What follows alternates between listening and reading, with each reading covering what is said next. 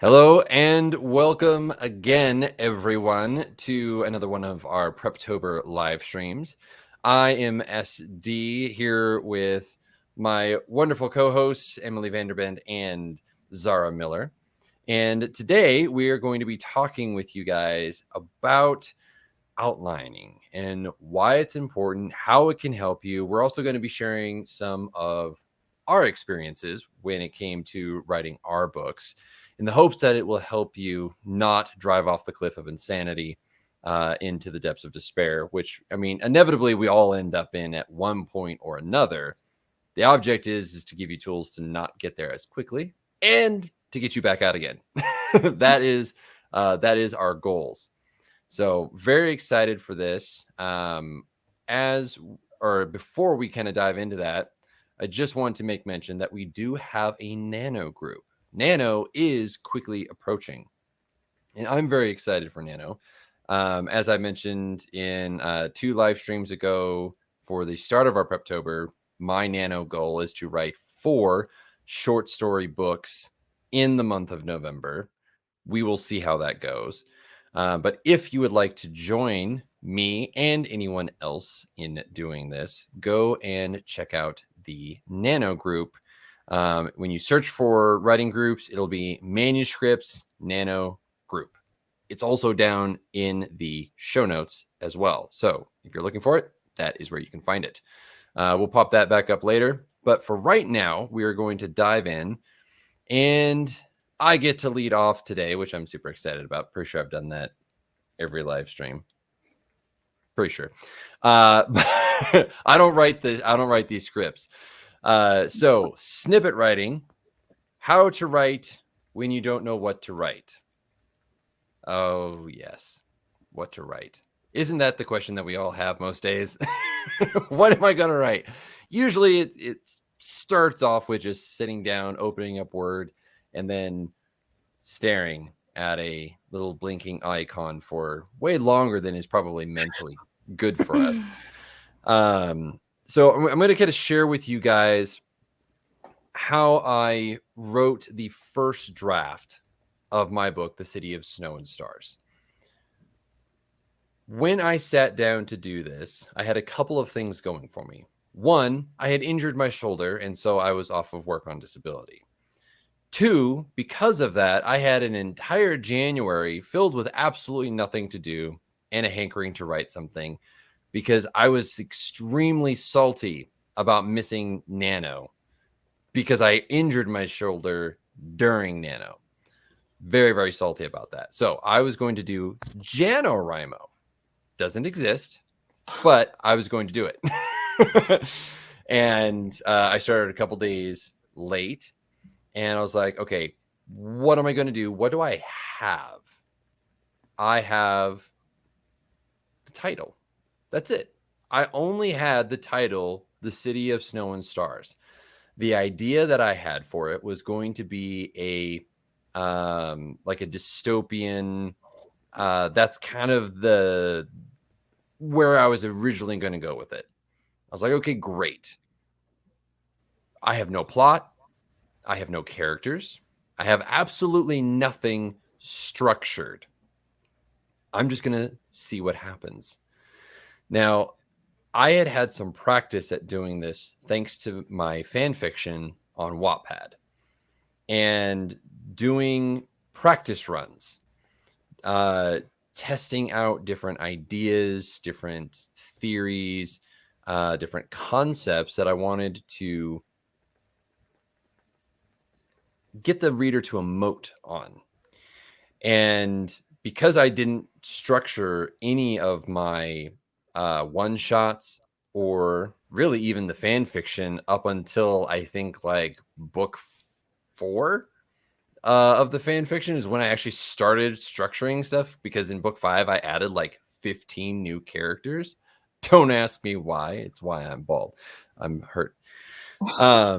So the next aspect of it was, okay, I just need to sit down and write. So I opened up Grammarly and just started typing. I had the first line was, her legs carried her through the city as fast as she could run. That's was the opening line. I had nothing else. And I'm like, I had to stop and go, who is this character?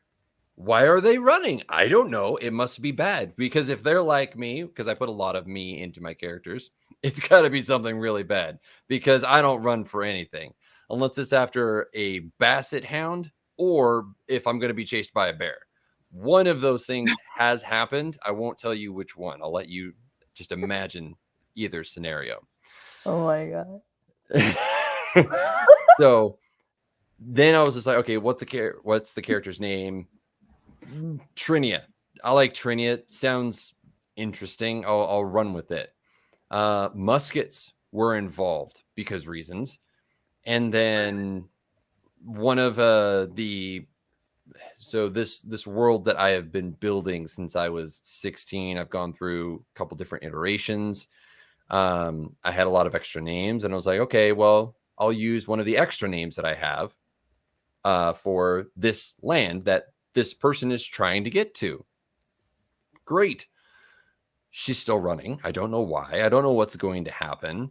I knew that she had to make it to a forest. I know Nex in Latin means shadow. I'm like, forest of shadow. Like, yeah, that sounds awesome. Sounds like something bad's going to lurk in there. So obviously the character's got to run to it. I mean, it was literally just seeing what happened over the course of this entire thing. I had no plot. I had no structure. I had absolutely nothing. It wasn't until that I got several chapters into it that I realized, oh, one of my very first original characters, Udar, he was in it. I was like, oh, this is exciting, because he was also in my fan fiction. He was also, but in that very first fan fiction story that I created, as was Mandar, the talking wolf. I was like, okay, this is really interesting now. I'm going to see where this goes. And I went through and I experienced it. I was experiencing the book firsthand. And it was a dumpster fire, let me tell you. Like, it was awful. Absolutely atrocious on the first run. So bad that by the time that I reached my 50,000 words in 29 days, because I did complete my NaNoWriMo, and once my brain had kind of re-solidified from the gelatinous mass that it was, I ended up looking at it and going, oh man, I already have the idea for draft 2. I need to stop where I'm at, and I need to go back, and I need to rework this a little bit. Now, I'm going to talk about quickly some of the tools that you guys can and I highly recommend using. The first one is free, and that's Grammarly. Now, Grammarly is not necessarily perfect. None of them are. None of these word processor grammar things are perfect. What it can help you do is to begin to refine some of the things that you are doing wrong to create cleaner first drafts. So they're less of a dumpster. They're a smaller dumpster fire. It also allows you to set goals. It allows you to pick your tone. It's in beta, so it's kind of questionable. I mean, I've tested it out in numerous different ways. It's iffy, to say the least. But what I used Grammarly for was a very specific purpose, and that was for the read time. See, even though that I pantsed this novel, in draft 2, I realized that I wanted to craft a novel, which required a little bit of an outline. Now, in that second draft, it wasn't so much of a structure outline as it was a goal outline. I wanted a bingeable book. I wanted a very specific structure to my book. So I realized I needed to time my chapters, and Grammarly allowed me to do that. So anywhere from 1,500 to 2,500 words is going to take your average reader about 10 minutes to read. So I knew that if my chapters ended anywhere between 2,500 and 3,500 words, that would be between 10 to 15 minutes. Again, we're talking your average reader here to read the book. So that's where my first set of goals and kind of my outline started. Was I have a very specific purpose for each of these chapters. The next was, what's the word count goal? And I've talked about this, but Grammarly is the program that I use to help me refine this. So this is one of the big tools, and because it's free, it's why I highly recommend it. The next thing, when I got to essentially drafting the third draft during my revisions period, during the publication process of my book, I realized that I was lacking an actual story structure, one that felt cohesive, one that had good flow. So I end up purchasing Campfire Pro with the world building extension. I believe it's like $76 last I looked. And it allows you to do timelines, which was perfect because you can move the little events on a whim. That was my favorite. Because when I outlined and I got chapter by chapter everything, and I saw the full structure, the full scope of my book, I immediately understood where my pacing was. I had 6 POVs in my book that I had to balance. What it allowed me to do was see where those POVs are and to appropriately distribute them throughout the outline, meaning throughout my entire book, without it feeling crowded, without head hopping, without, doing multiple scene breaks, of which I have a huge pet peeve about. And it also allowed me to dump all of my world building information, and I could color code the chapters that weren't going to end up in the book, might end up in the book, or the chapters that I had already finished. So it was able to track along with everything so I could see where everything was. So one of the things to keep in mind when you are structuring is that it's not, or outlining, it's not always going to be just chapter 1 does this, chapter 2 does that, chapter 3 goes there. It's also about your intentionality, what your overall goal is. It's your publishing goal. I didn't know that beforehand. So like my outline, if I were to look at it, is going, okay, I finish my second draft by June. I submit my draft to the publisher at the end of June. I'm then going to start my pre-order campaign in July. I then have about 2 months worth of revisions. I then need to be getting early praise. I get to publishing. And then after that, I have promotion. I have podcast interviews lined up. I have articles that I'm going to release. And then I keep moving through it. That would be my publishing outline.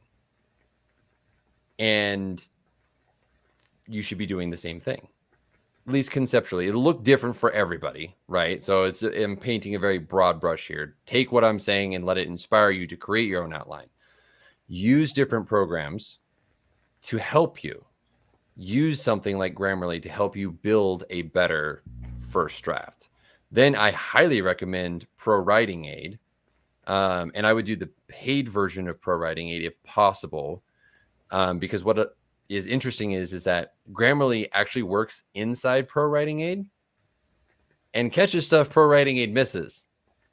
And this is where both of them are imperfect. And so they can actually complement each other. So keep that in mind, especially for when you're thinking of like your second draft and it's going to be much more robust.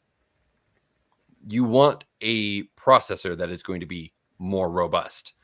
Grammarly is very light in some of its suggestions. Pro Writing Aid tends to be a little bit heavy on those. Sometimes you're just like, wow, that go home, Pro Writing Aid, you're intoxicated. Like clearly you have no idea what this is trying to say here. You just need 5 minutes in a corner somewhere. So I need you to go have a moment and then come back.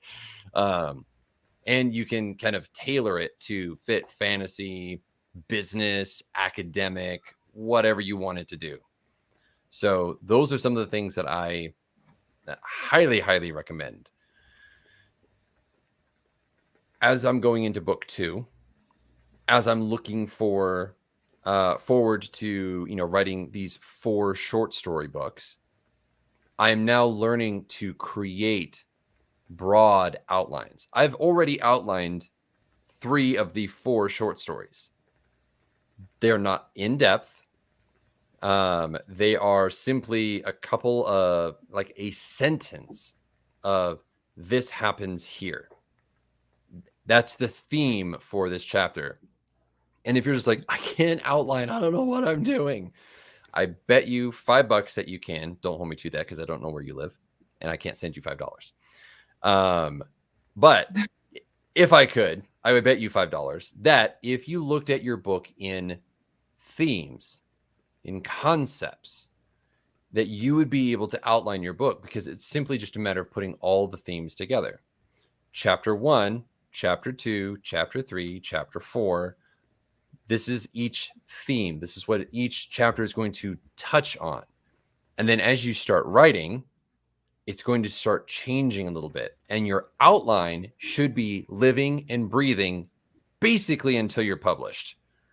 It should ebb and flow and change within reason to the story. Like, I finished the first 2 chapters already because I started early. And within the first 2 chapters, I realized, this changes chapter 3 in this way. I need to make a revision. I need to change a little bit of the concept, not changing the whole theme, but how I'm approaching that based on the characters that have now suddenly developed. Because I don't plan my characters out. I just go full YOLO and be like, hey, I'll get to know them as I'm throwing them into this world-ending disaster. It'll be great. It's bonding time. It's one-on-one. It's all that kind of good stuff. So as you outline, keep that kind of stuff in consideration. Working in themes, working in concepts. I love mirroring and contrasting. Okay, so like if you bring up something, here's an example. Chapter 1 of this new short story starts off with everything was chaos. That's the opening line for the book. And when we get into the character interacting with several other characters, they ask her, what's it like out there? Everything is chaos. I play off of that line, but it's in dialogue now. I like comparing. I like contrasting. I like mirroring. I like things to play off of each other, to be subtle teases. And a lot of that requires you being thoughtful and purposeful and intentional. So if you guys have questions at any point in time during the stream, feel free to drop them over in the chat. It's always open. We're always looking to answer and try and help out fellow authors. And I'm going to pass the baton now. But if you have any follow-up questions to that, drop them over in the chat. And then when we get to the end, we'll pull them up on the screen and we'll go over them and answer them for you. So right now I'm going to pass it over to Emily, and she's going to be talking about structuring your novel. Thanks, Stephen.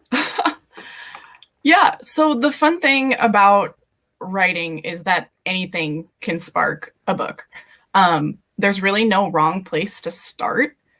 Some people will start with a scene that's just been replaying in their head rent-free for weeks. Some people will start with a character that they just can't shake, or an idea that sounds really interesting to play with. And so for me, both kind of as an individual book and as a series as a whole, I kind of started with these two kind of questions / ideas that came to mind. So one, what if there was a secret society that was made up of the descendants of different historical figures? And two, what if they ended up somehow playing this game in time that involved time travel? From there, as I was kind of thinking, okay, what would my next kind of natural question be if I go off of these concepts? The next thing that kind of came to mind was, okay, what would be a time period that would just really not be fun to just randomly get dropped into? And you kind of have to learn and adapt from there.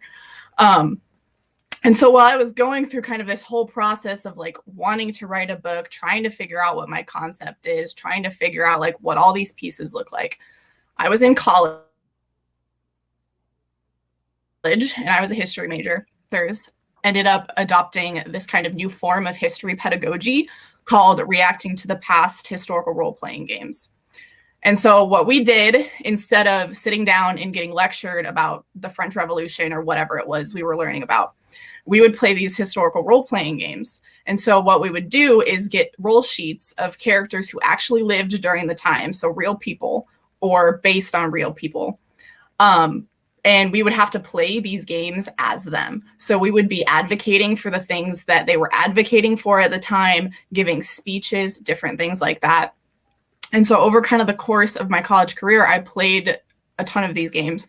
But the French Revolution one specifically, I played 4 different times as 4 completely different characters advocating for completely different things with completely different mindsets.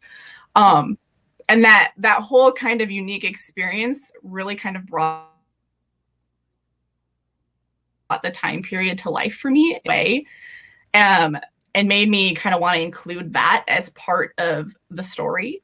And so I did. The French Revolution is definitely a place you would not want to kind of just randomly get plopped and have to like figure it out as you go. So I kind of brought that experience to the story. And one day just kind of had these 2 scenes come to mind. And so I sat down and I kind of just let it flow best it could, let it kind of just breathe life of its own. Okay, like they were decent. They definitely like were a good starting block to figure out kind of, okay, what is everything that comes before these scenes? Who are my characters? What do they want?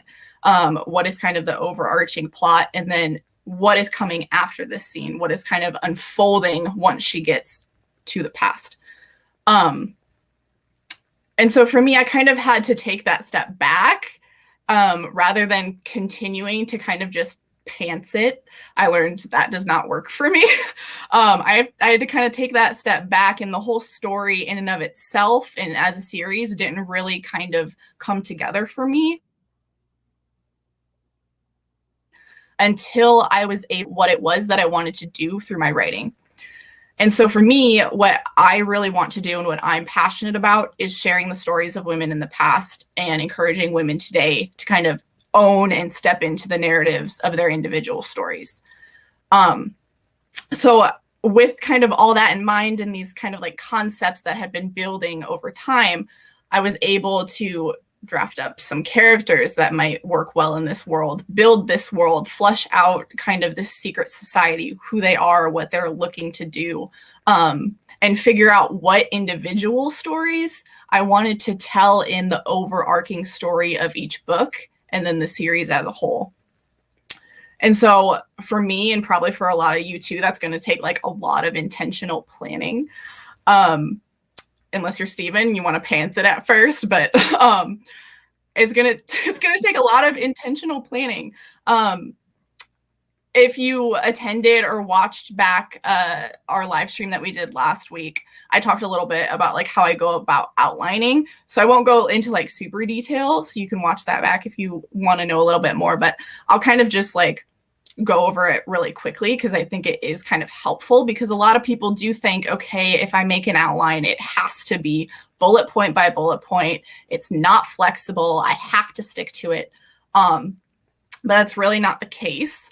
I learned for me, and what might be helpful for you too, is if I'm writing creatively, I really don't work well off of like a bullet point structured outline. What I do instead is I take note cards and I write down literally everything that comes to mind. So any idea about the plot or the themes or the character arcs or bits of dialogue, that all goes on note cards. And I'll splay them all out, arrange them around until they get into an order that makes sense to me as a narrative. So then when I go to sit down and write, I'll have, aside from obviously the first note card, I'll have 3 in front of me at all times. I'll have the one that I'm working on, the one that came before, and the one that's coming after. And so that way I have kind of a structure in place, but as I'm writing, if a note card suddenly feels like it doesn't really fit super well, I can set it to the side. Maybe I can work it in later. I've also like set it to the side and ended up working it in like in a later book. Or maybe you just don't use it at all. But it gives you that structure and that flexibility simultaneously, so you have something to work off of, but you don't feel like you have to just be confined to that initial structure. Ultimately, when it comes down to it, having some semblance of a plan is really good, a good solid place to start, whether that's like Stephen was mentioning how he does for his short stories. He's got a couple sentences, really not super detailed, but it's something to work off of. You can do that, or you can get as detailed as you want. But really, at the end of the day, you have to trust yourself. You have to trust the story, and you have to trust your characters. And what that really means is just leaning in to the places that they want to go, the things they want to do, the things that they want to say, and really trying to kind of explore and tell the story that needs to be told rather than the story that you wanted to be told. As far as like structure itself goes, there are a lot of great resources out there to help you kind of think through what that would look like. I really love Save the Cat.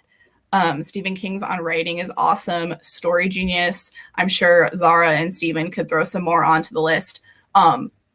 But really, when it comes to kind of thinking about any of these resources that you would use, it's really important to keep in mind that there's not really like a one size fits all for creatives. It's more kind of about trying things out, playing around, having fun, seeing what works for you and seeing what doesn't, and kind of adapting, going from there and kind of generating what works best for you. Yeah, so much good stuff. Like, I appreciate that level of outlining more so than I did even just a couple of years back. Now, creating a whole bunch of sticky notes, that would give me physical anxiety because I know that I would lose the one that I needed. Yep. And then the whole thing just goes. But yeah, that visual, like that visual that you create for yourself is essentially what I build for myself in something like Campfire. Or, I mean, you guys can even use an Excel sheet. Yeah. I mean, like really there's you don't have to pay for something. There's easier ways to kind of get around it. But yeah, if you're just like, I don't do sticky notes, then, and like, I don't have $76 laying around, be like, great, open up Excel or, Google Sheets and just put chapter 1, chapter 2, chapter 3, chapter 4, and then write down the ideas within the cells. And then boom, you've done the exact same thing. You can color coordinate them. They do, I think, the Sheets has more options for colors than Excel does. But that's another option for you to be able to do, and one that I would highly recommend. Testing out different ones, testing out different ways of doing things, because when you do that, you find how you do it best, and then you can begin to grow from there. All right, so now we're going to go to Zara, and I love the title for this, and I think that burnout is a huge factor, particularly with Nano. It is brutal going through Nano. So take us through how to keep a good idea alive. Thank you, SD. So, yes, our beautiful published authors, Emily and SD, gave you all the logistics, and I'm here to give you the flair, the emotional stuff behind it. So, passion tends to fizzle out. When something sparks our interests, the chemical processes in our brain function more or less the same. An influx of serotonin and dopamine hits you. The problem is that these hormones evaporate very quickly, and we need to constantly find new stimulus for them to be produced again. The grand trick lies in where to look for it when it seems like you have lost the passion and can't ignite it again. Um, it all comes down to priorities and how we approach what we do on a daily basis. Us humans, we make decisions based on great many factors, but it all boils down to two, really: a gratification or a fear of not having it. So we need to know that there's a rainbow at the end of the Smurf village and a pot of gold on the other side of that rainbow. We complain about our jobs, but at the end of the day, we do them because it's our livelihood. There's a lot on the line. We make time to visit our parents because we know they won't be with us forever. There's fear that we are going to lose the gratification we get from seeing them. So we make time for lunch because we must eat, and we make time for a physical because it's our health on the line. And then there's extracurricular activities, which, if you are joining a NaNoWriMo, is absolutely categorized as an extracurricular activity, a passion, something that I want to do as a thing that um, I mean, going back to what NaNoWriMo is, um, it is absolutely categorized in our brains and in our subconscious by default, like a presetting, like as a passion, just an extracurricular activity that we want to do, and we might not receive any gratification for. And there is no fear either because there's no imminent threat hanging over you if you don't finish up. Other than I let myself down again, which we will get to later. So, how do you stay on track and finish up your book without two of those components in place? Well, you start doing what you normally do when you don't want to go see someone. You blow off other engagements for the sake of your passion, the same way you blow them off for on other occasions for the sake of your peace. The "I'm sorry, I'm just so busy" excuse is utter BS. Everyone is busy all the time. But you make the time for people and things that you actually care about. If you want to make it happen, you're looking for a solution. If you don't want to, you're looking for an excuse. So that's a step one. You are going to have to blow off engagements that you would normally use as an excuse not to write. Sorting out priorities. Um, Step two, the harder part is to keep the passion for the project ignited. How do we do that? The short answer is treat everything as if your life was on the line. I mentioned it in our first live stream regarding the imposter syndrome, that it's a product of a modern era, first world countries in which the living conditions improved immensely. So it all kind of goes back to that. Writing blogs, imposter syndrome, all the conditions that writers diagnose themselves with go back to being in your head too much. It makes sense. All our work essentially happens in our heads, but not just the good part, the writing, the overthinking too. So, but you don't overthink when something simply needs to be done, do you? If rent has to be paid, if the dog needs to be fed and walked, your life and your dog's life depends on it, so of course you're going to do it. But the stakes with NaNoWriMo are not that high. What you need to do is think of them as high. Because if you are even pondering a thought of entering NaNoWriMo, it's pretty obvious that you have a deep love of writing. You just don't think it's important enough to invest so much into it without a guarantee of a payoff. What's really interesting about this, though, is that the stakes are high. You probably want to be a writer, you just don't think of yourself as one. By potentially abandoning it, you are letting yourself down for and that's for human brain is for some reason more acceptable than having a third party letting you down. We are very petty creatures with egos. Chances are, if someone is preventing you from going after your dream, a fight response triggers and you are called to prove them wrong. You work hard to get that scholarship for a college that you can't afford because the system is doing you wrong. You go talk to your mother's boyfriend and very calmly ask her to stop sabotaging y'all's relationship. But when it's us sabotaging ourselves, not only do we let it happen, we perpetuate it, we encourage it because it's within our comfort zone to do that.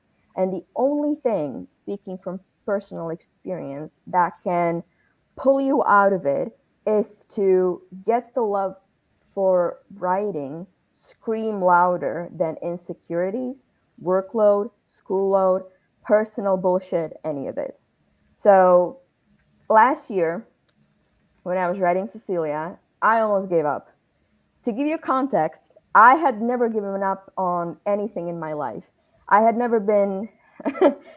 So I have a little story time here. So I had never been a particularly huge Justin Bieber fan. Like, I like a couple of his songs, but overall, just very neutral, phlegmatic attitude when it comes to the dude.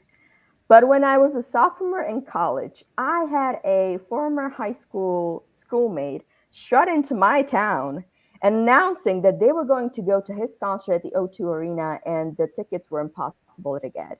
So guess what? I got two tickets and sat front and center while they were in the last row, barely seeing the dude do his lip syncing runs. And that's something I didn't even care about. That's the level of I'ma prove you wrong pettiness that runs in my veins. But writing the entire book had been the most challenging thing that I have ever done in my life. And mind you, I had enough stimulus. I was on the deadline with New Degree Press that I'd ended up publishing with. There were people ham fisting my ears about getting this draft finished. I had a lot on the line, a lot of personal and professional endeavors that depended on me publishing this book. None of that mattered. I was exhausted. I was passionate. And one fair afternoon, I was just resting, laying in my bed, and I was like, this book is destroying my happiness. And the reason for it was the story was too personal, which is the case 98% of the time for writers. Emily is a historian, a feminist. Of course, she's going to write a historical fiction with a strong historical plot point and a strong female character. SD writes Christian fiction to deal with his frustrations regarding Christianity and turning them into something positive as an outlet. Once I admitted that anytime I opened a Word document, all I saw was my struggles and my pain, I realized I needed to recast the images in my head. So I went to Unsplash and started looking for models, photographers, whoever that I could use as a point of reference when writing. I found the images, made a mood board, named the models after my characters, and cast myself as just a conduit for their story. And that helped me bridge not only the loss of passion, but the loss of creativity. With these images in front of me, I started outlining what was going to happen to my characters and integrated into the plot as completely new people. And regarding the tools, Trello is actually an amazing one. I always recommend that because it's free, color coded, whatever. You create boards, you create notes, you add pictures. It's wonderful. So that's what I did, and yeah, that's how I finished my book. I published, and now I'm writing a second book and doing the exact same thing because even if the second book's plot isn't as personal, the themes of my life still bleed into it, and I need to keep myself separate from that. So yeah, thank you for coming to my TED Talk. That was long. No, that was fantastic. I love the distinction that you make between, it's too personal and having to create that little bit of distance. The topics that I address, for anyone who has read my book, those topics are incredibly heavy for YA, talking about abuse in all of its forms, human trafficking, the question of, why does God let bad things happen? Every single one of my characters. I was actually talking to someone who might be the new one of the new super fans that I have. I was explaining to her, like, here's what each character kind of embodies, and it's all of my personal messed up garbage, and each character represents that, but there is enough of a separation where I realize, unless it comes to Udar's me, I am Udar, grumpy, cantankerous. He has more hair than I do. We both share a beard. That's about the extent of it at this point. But I was explaining to her that, each one of these characters represents a part of me that I may or may not like. They have qualities that are both positive and negative from me, but they're not me in the book. And there is that distinction that we have to kind of draw a line somewhere, and it will look a little different for everybody. And I think that's one of the reasons why when people are critiqued on their writing, they take it incredibly personally, is because there's not that separation that you're talking about, that just that little bit of a buffer that says, I'm not the characters in my book. I can let all of this hot mess inspire those hot messes, but they're not the same. And I appreciate you bringing up Trello. This seems to be one that I tend to forget about. And I've used Trello. I freaking love Trello. I don't have enough uses to use Trello because I have all the other stuff that I have. But if I didn't have that, Trello would probably be something that I use because I like being able to see the visual. It's, sticky notes without the paper, and I can move it around. I can change the same sticky notes into something different if need be. And then, I'm not having to go to the dollar store to buy 18 more packages of sticky notes because I've redone it 8 times. No, love that. So I'm going to bring up here the question of the day. And I've really enjoyed kind of thinking of, these different things to one, like, I don't do it just for the sake of the live stream. I do it for everyone who is watching / everyone who is going to be watching the replay later, to cause you to think about these things. Because sometimes we get so wrapped up in everything else that we don't actually think through some of these issues. And if we did, we'd find that it's a lot easier than we initially thought that it was. So Zara, we'll go ahead and start with you, because I think that, it's best that, as coaches, we lead by example and just not be like, hey guys, tell us your dirty secrets. Bye. And then we don't ever share ours. So what keeps you from writing? A fear of offending someone.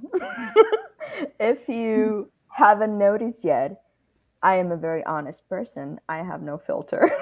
And I translate that onto a paper, and the self-editor in me really fires up when I start writing, and I go back and unnecessarily start editing anything that I think could potentially offend someone or is going too far. And then I lose a trail of thought and an amazing scene and an amazing dialogue because of that self-editor. So that's usually what it is. Because when it comes to, like I said, I'm very honest. So I'm not going to say I watch too much Netflix or I'm always on social media. No, I delegate my time. And when I write, I write. But then that self-editing happens, and it stunts your creativity. That's why I think Trello is amazing, because you are always looking at a Word document. You are always thinking about words, and you need visual stimulation. So what I do is either go to a art museum to look at pictures, like literally remove myself from words altogether, or I do this technique that I started doing with my first book. I find the pictures, I cast random models as my characters, and I just look at them. I look at the emotions they're displaying, and then I translate that onto the paper. But yeah, that's essentially it. Yeah, the fear of offending somebody is definitely hard as a writer. I see that pop up in a lot of writing groups, and there's a very fine balance that, you know, as authors we have to strike, because it's like, don't intentionally go about trying to offend people, because then you're just a jerk. But on the other hand, people are going to be offended because people are people, Oh, always, you know. always, And always, and always. so there's always that fine balance. Like what I've told people when they've asked me, like, do you think this is offensive? I'm like, no. Is someone No. going to think it's offensive? Yeah. Yeah. Should you care? No. No. They're not your Exactly. audience. Like, is your audience going to be offended by it? Then you might want to think about it. If like 2 or 3 people out of your audience might be offended by it, you know, you're not going to be able to please everybody. Exactly. You know, The it's just important part of the thing is, game. I think that as long as your intention is pure, which I think I can always tell when the intention is pure. You know what I mean? Like when you watch Netflix specials of all those comedians, you can kind of tell when the joke is well intentioned and really just, this is art, this is supposed to start a conversation, this is to push our boundaries and stop, for us just to being so sensitive. But there are some comedians that I watched on Netflix and I was like, I just think that this person is a jerk. I don't think that, regardless of whether it's funny, even if it's funny, and I feel this little, yeah, it's funny, but it just, I don't know, it doesn't feel right. It feels like someone's bullying me or whoever this is intention for. You know what I mean? So Yep. I can just, I would give, if I were starting a NaNoWriMo in November, and we all have our writing project, so we kind of, it is our NaNoWriMo. I would keep in mind that the audience is smart. They're not idiots. People are very intuitive, and they will recognize that what you're writing, even if it might offend someone, was not supposed to offend anyone. It's just perceived that way because we are people, and of course we have so many different perspectives on so many things. Yep. Agreed. Emily, how about for you? What keeps you from writing? I would definitely say the expectations that I put on myself / the expectations I think other people have for me. I've definitely noticed this, and it's interesting. I've been thinking through this as like you popped that question up, but I feel like I've noticed that a lot more writing Fractured Past than I did writing Crimson Time. So for anyone who doesn't know, Crimson Time was my first book. Fractured Past is the sequel. And you would think that like those expectations or the imposter syndrome and everything that's kind of wrapped into that would lessen after like you did the dang thing the first time too, so like it should be smooth sailing, right? But no, it's definitely not the case. You feel like you have now almost like something to live up to because it's been out there in the world. You've heard the good feedback and everything like that. But it kind of just like builds on top of each other now. But in reality, like you don't have those expectations. No one is expecting anything certain from you. And like, yes, you have your own goals and your things that you're striving for, but those should be motivators propelling you forward rather than like roadblocks keeping you from getting where you want to go. Yeah. Yeah. Book 2, I've told people, way harder than book 1. Yeah. By far. Yeah. By Way far. harder. By far. By far. Yeah. I think for me, what keeps me from writing is like the strongest one is imposter syndrome. You know, you would think that it would go away, you know, because you've had external validation, you know, people have loved your book, liked your book, were okay with your book. But it's really interesting because, you know, and social media is a place where, you know, it's like Pinterest perfect, or, you know, it's made for Instagram, you know, and it could be all, you know, sunshine, roses, and unicorns on social media. But the reality is that being an author is actually incredibly hard, because you're always dealing with a sense of imposter syndrome. And I think anybody who's saying that they don't, to an extent, is lying. I mean, even 15 years from now, and I will theoretically have all 12 books in this main series published, I'm still probably going to be dealing with imposter syndrome, because it's insecurity. It's, I want people to like me. It's a basic human need, and we all deal with it to a degree. And so, you know, just I think acknowledging that is a good place to begin to work forward in it. And I've written an article, this was a couple of years ago now, called "I'm an Imposter and I'm Okay with It."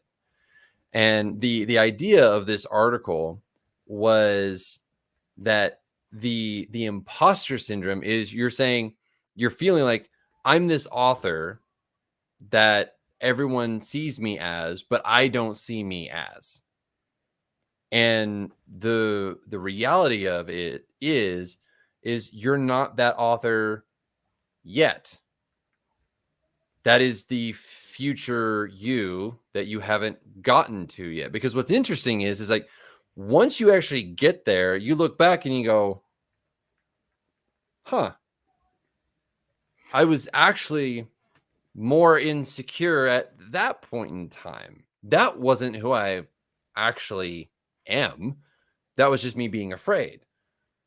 And so it's like, this is what I call embrace the imposter, you know, because it's simply future you. It's the you that you haven't gotten to know yet because you haven't leveled up to it yet. You know, beforehand, I wasn't a published author. I would call myself an author. I had imposter syndrome, but I knew that I was going to be there. And so I was like, I'm going to mentally kind of prepare myself for that. I get there, book one's out, and it's just immediately like, no one knows who I am. This is stupid. Why do people even like my book? I don't know. I wreck their emotions the entire time, you know? So that's what usually keeps me from writing. It's just that deeply rooted sense of imposter syndrome. And it's just based on insecurities. That's what it boils down to. So love all of those answers. For you guys watching now or later, comment below what keeps you from writing. We want to know. And like, we will interact. We'll be monitoring the comments and stuff and looking for it. Now I got to say, I'm super excited because it's Q&A time. We had a fantastic question come up earlier from Kyra Dawkins. If you know that you're going to approach language differently in your book, i.e. writing in a dialect or using fragments, is it important to think about that from the outline phase or later? I would love for either of you to jump in on this before I share my thoughts.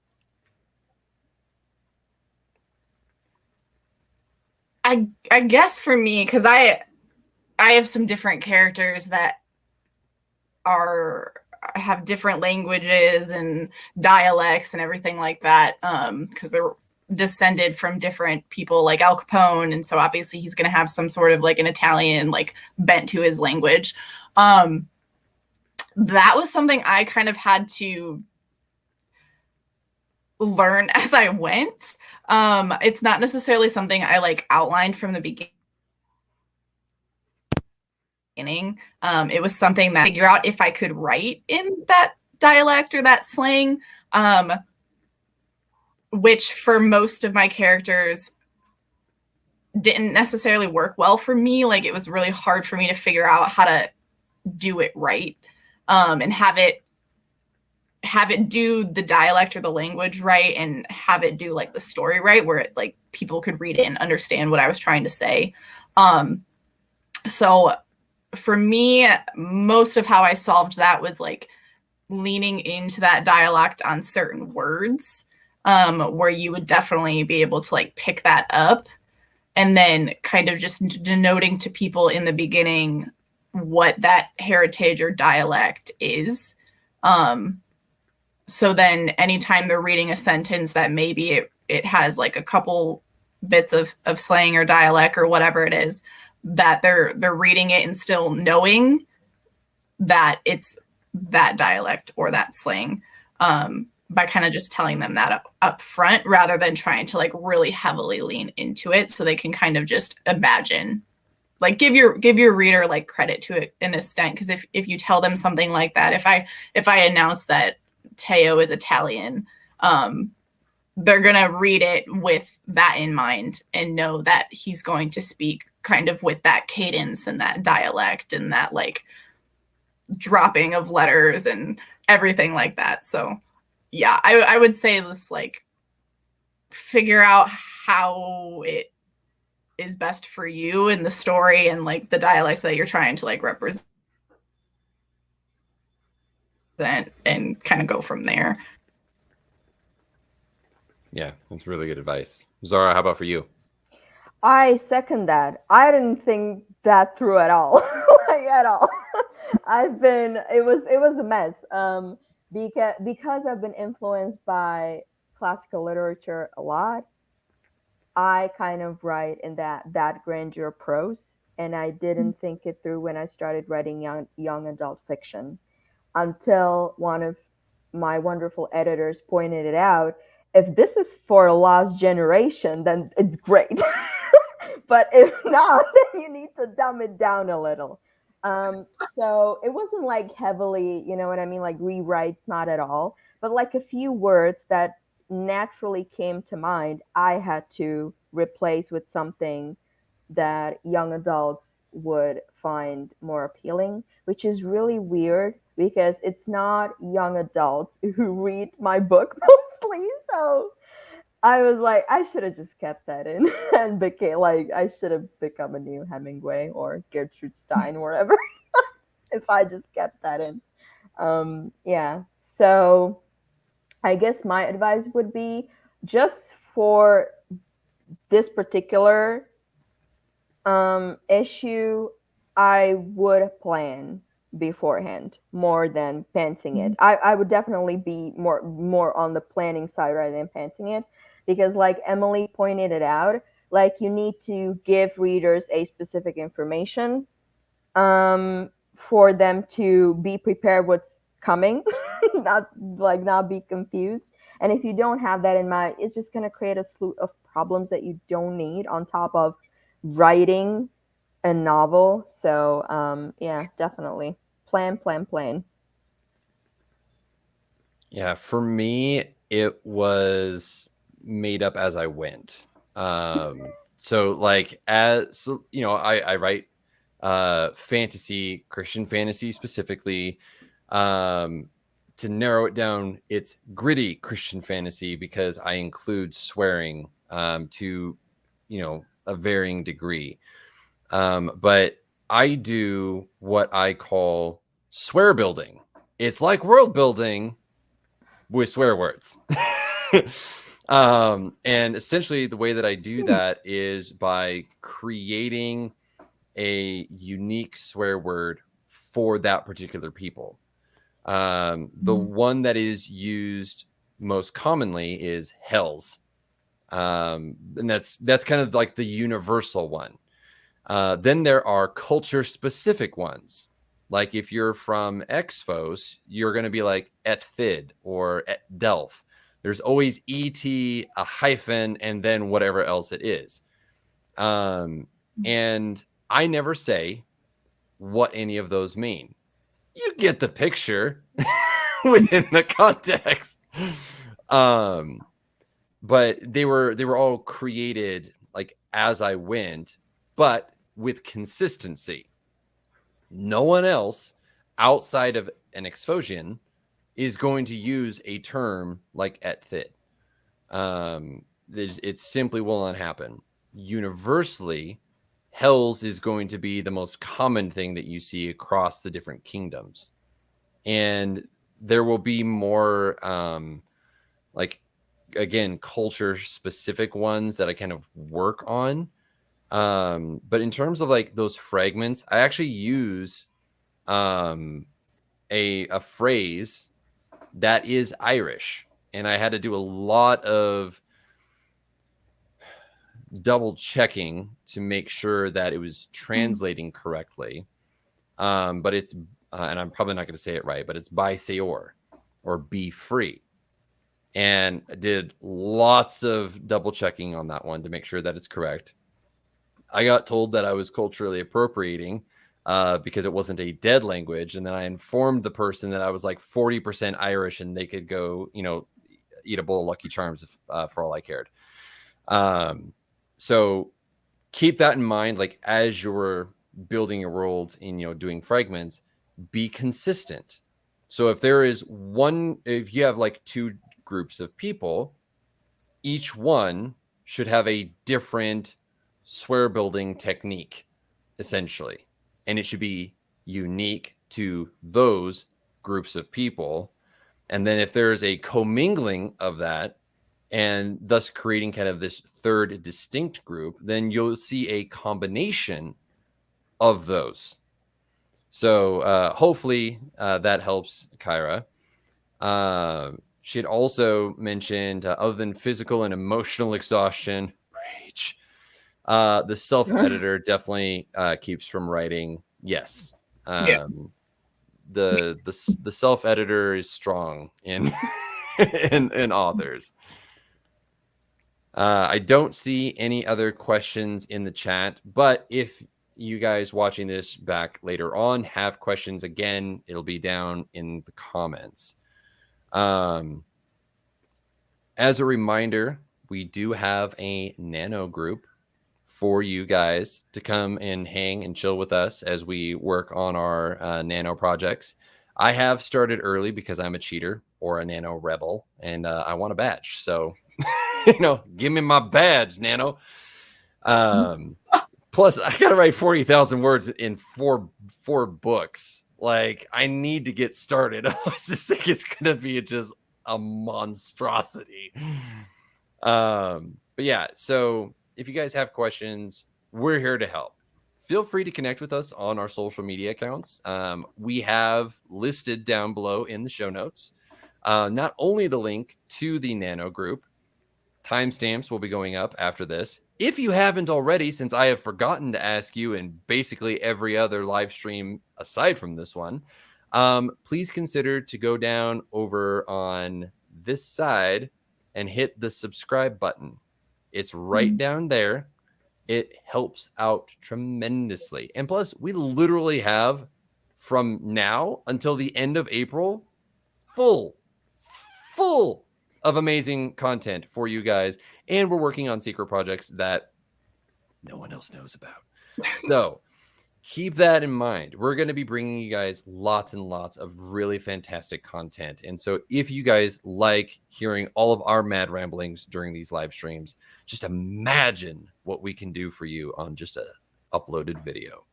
So make sure to go down, also give it the little thumbs up, subscribe, hit the bell notification icon so that way you know when we are going live. And not up, Zara, down. It's down. There's nothing up here. Actually, I take that back. There will be cards up here eventually, but yeah, we're author coaches. This is what we do. We love to connect with fellow authors. We love helping you guys pursue the same dream that we are pursuing. Like, we may have published books out there, but we are still pursuing that dream. So we want to connect with you. So again, down in the show notes, you can connect with any one of us. Feel free to email us. We have our email address down in there as well. All of us have access to it. We all are happy to reply and talk with you guys about your writing stuff. So everyone, I hope you have a wonderful rest of your evening, and we will look forward to seeing you Thursday, where we talk about how to create interesting and relatable characters, which is always a fun topic. So everyone, have a wonderful rest of your evening. Take care.